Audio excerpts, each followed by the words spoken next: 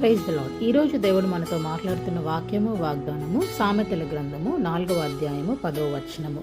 నా కుమారుడా, నీవు ఆలకించి నా మాటలు అంగీకరించిన యెడల నీవు దీర్ఘాయుష్మంతుడు వగుదువు. హల్లెలూయా. దేవుడు ఈరోజు మనతో ఆయుష్ గురించి మాట్లాడుతున్నారు. మనకి దీర్ఘాయుష్ ఎక్కడి నుండి వస్తుంది అన్నది సింపుల్గా రాశారు. ఇక్కడ వాక్యంలో ఏమని రాశారు? నీవు ఆలకించి నా మాటలు అంగీకరించిన యెడల.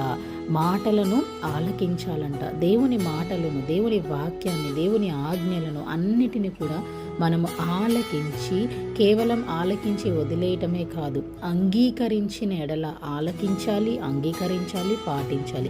ఎప్పుడైతే మనం దేవుని వాక్యాన్ని వింటామో, దేవుని వాక్యానుసారంగా నడుచుకుంటామో, ఆయన ఆత్మతో నింపబడతాము. ఆ పరిశుద్ధాత్మతో నింపబడినప్పుడు మనము నీతిమంతులముగా కడగబడతాము. నూతన హృదయముతో నింపబడి ఆయన చిత్త ప్రకారము నీతిగా మనము బ్రతుకుతాము. అప్పుడు మరి దేవుని నీతి కొరకు, ఆయన రాజ్యం కొరకు వెతుకుతూ ఉంటే అన్నిటినీ అంటున్నాడు దేవుడు. కాబట్టి మనకు దీర్ఘాయువునిస్తాడంట. అంటే అర్ధాయుషులో తీసేసుకునే దేవుడు కాదు, నిన్ను దీర్ఘాయువు చేత తృప్తిపరుస్తానంటున్నాడు దేవుడు 91వ కీర్తనలో.